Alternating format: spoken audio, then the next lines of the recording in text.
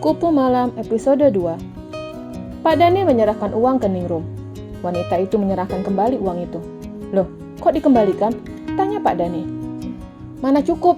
Sekarang ada 2 orang di sini. Tambah lagi, ujarnya. Iya nanti, kalau abang sudah pulang. Abang sudah nggak ada uang lagi, sahutnya. Akhirnya Ningrum mengambil uang itu. Setelah selesai makan, dia menyusun pakaian pria yang belum terikat dalam ikatan pernikahan. Berapa lama bang di sana? Tanya Ningrum. Mungkin 3 atau 2 hari, sahut Pak Dhani. Akhirnya Pak Dhani pergi meninggalkan rumah itu. Pergi tanpa berpamitan kepada darah dagingnya. Setelah Pak Dhani pergi, Ningrum membukakan pintu kamar Tari.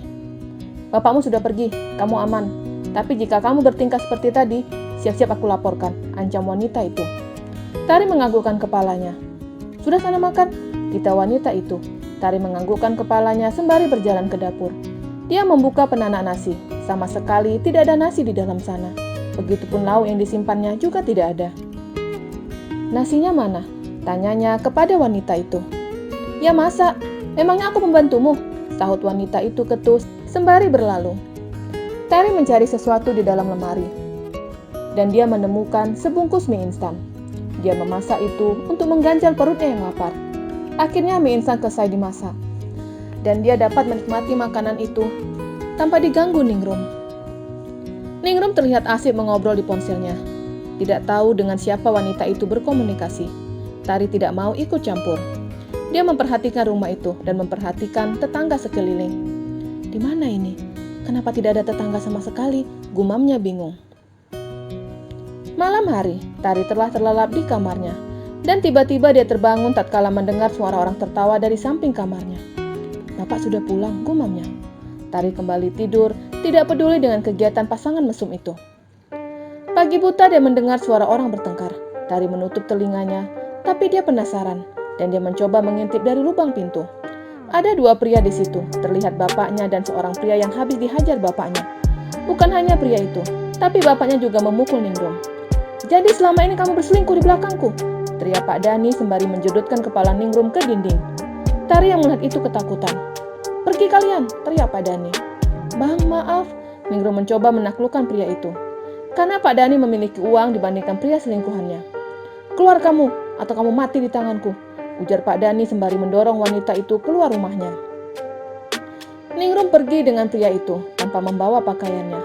Pak Dhani berteriak cukup kencang, sembari merusak perabotan yang ada di rumah itu. Dia keluar dari rumah itu dengan truknya.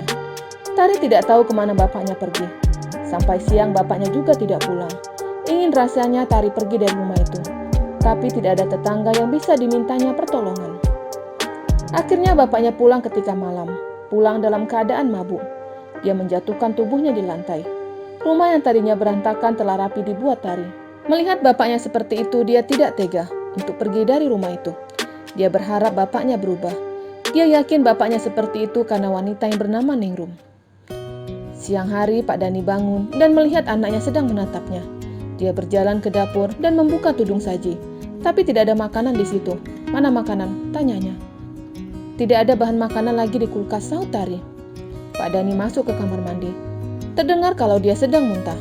Setelah membersihkan badan, dia keluar dengan mengemudikan truknya dan kembali dengan membawa 2 bungkus nasi. Ini untuk makanmu sampai malam, ujar pria itu sembari berlalu. Bapak tidak perlu repot-repot melakukan ini. Kembalikan saja aku ke ibu, ujar Tari. Apa kamu bilang? Pak Dhani ingin memukul anaknya, tapi Tari menutup kepalanya dengan kedua tangannya. Pria parubaya itu tidak jadi memukul anaknya. Dia masuk ke dalam truknya dan berlalu. Tari menyantap nasi bungkus itu dengan sangat lahap. Tidak tahu sampai kapan dia masih bisa makan. Ketika bapaknya pergi, tidak ada yang memberikannya makan. Selama hampir setahun pria itu membelikan makan untuk anaknya. Dan ketika dia pergi beberapa hari, dia membelikan keperluan dapur untuk anaknya makan. Tapi itu tidak menunjukkan perubahan dari bapaknya. Bapaknya semakin parah. Setiap malam pulang dalam keadaan mabuk dan tidak sadar apa yang dilakukannya. Dan tepat pada usia Tari yang menginjak 16 tahun, di mana gadis itu keluar dari kamar ingin buang air kecil. Bapaknya baru saja pulang dalam keadaan mabuk. Ketika melihat anaknya semakin besar dan cantik, matanya langsung dipenuhi birahi. Sudah lama dia tidak melakukan itu. Ketika selesai dari kamar mandi, Tari masuk ke dalam kamar yang selama ini ditempatinya. Ketika menutup pintu, ada bapaknya di balik pintu. "Apa yang Bapak lakukan di kamarku?" tanyanya. Tapi pria itu seperti sudah kesetanan. Dia langsung merobek pakaian anaknya, tepatnya pakaian ningrum. "Pak, jangan, aku anakmu, darah dagingmu," teriak Tari, sembari menghindari bapaknya. Tapi setan telah menguasai bapaknya. Melihat tubuh anaknya yang mulus dan melihat dada anaknya, dia langsung beringas. Dalam sekejap dia menarik dan menyetubuhi anaknya dengan paksa. Perawan anaknya hilang di tangannya. Tari menangis terisak-isak. Rasa sakit bercampur jadi satu dengan rasa benci. Pak Dani tertidur pulas ketika selesai menyetubuhi anaknya dan sadar ketika pengaruh alkohol itu hilang. Dia mendengar suara menangis. Ketika dia melihat anaknya menangis dengan pakaian yang telah robek, dia terkejut ketika melihat itu. Dia tidak bisa berkata-kata lagi.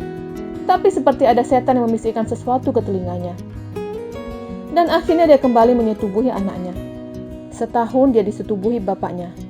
Dia pernah melakukan bunuh diri, tapi kedapatan bapaknya.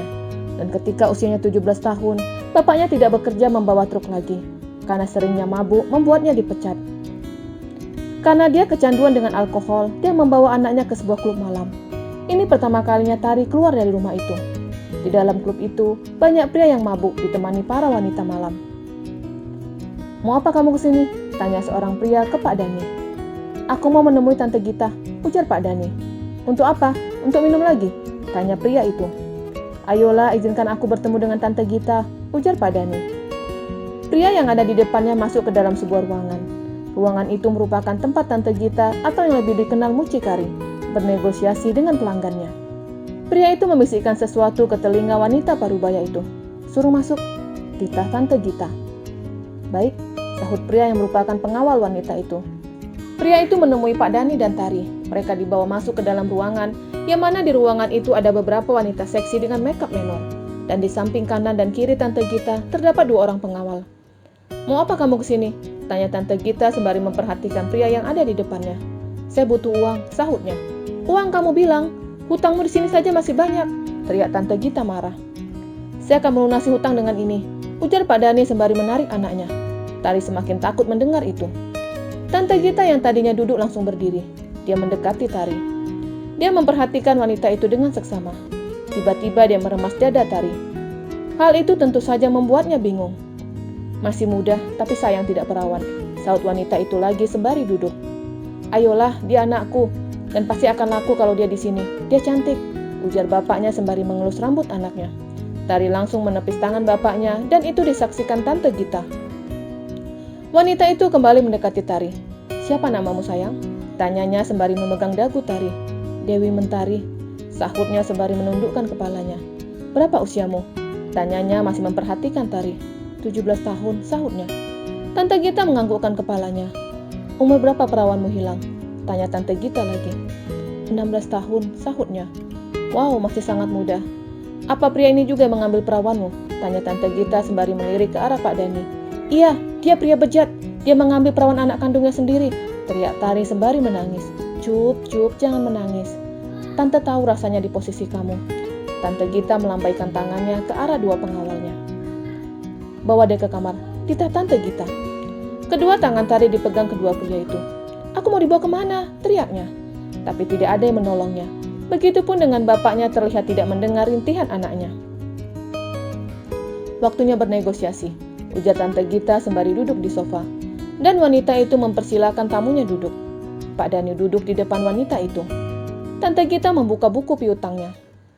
"Hutangmu terlalu banyak, Dani.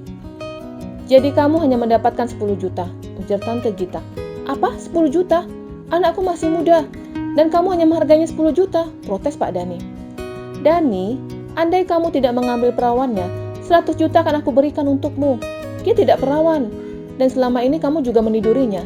Jadi dengan kata lain, kamu membawa barang bekas kepadaku," jelasnya. Pak Dani diam. "Bagaimana? Mau atau tidak?" tanya Tante Gita. "Apa 10 juta itu utangku sudah lunas?" tanyanya. "Belum lunas, tapi anakmu yang akan melunasi hutangmu." Pak Dani terlihat ragu, tapi dia membutuhkan uang. Akhirnya dia setuju dengan menjual anaknya seharga 10 juta. Dia dan Tante Gita saling bersalaman. "Setelah hari ini, kamu tidak aku izinkan ke klub ini. Kamu harus menjauh," titah Tante Gita. Pak Dani menganggukkan kepalanya. Tante Gita menyerahkan uang 10 juta ke pria di depannya. Pak Dhani keluar dengan perasaan senang, tidak memikirkan nasib anaknya yang masuk ke dalam lembah hitam. "Tante, anak itu terus saja berteriak di kamarnya," ujar seorang pria yang merupakan orang kepercayaannya. Tante Gita langsung menuju kamar yang dimaksud. Dan ketika pintu terbuka, Tari langsung menghampiri wanita parubaya itu.